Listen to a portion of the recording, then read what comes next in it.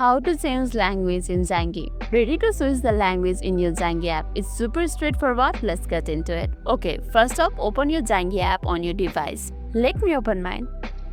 Now, you need to find the setting. Look for the icon that looks like a gear or a cogwheel. You can see it on the bottom right corner over here. Tap on it. That will take you to the setting.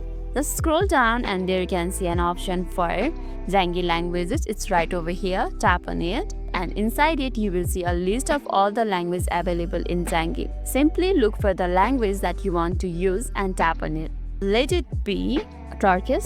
Let's tap on it. As you can see, the app directly operated its language right away. But sometimes you might need to quickly close the Zangi completely and then open it again for the change to fully take the effects everywhere. Let's go back and see if it's working on the other sites too. Yes, it's working. Give it a try. See how fast you can navigate to the setting and change your language. Did it work smoothly for you? And that's all there's to it. You have successfully changed the language in your Zangi app. Simple as a pie. Lastly, if this video made your day a little bit easier, don't forget to like and subscribe for more amazing tips. Thanks for watching and see you in the next video.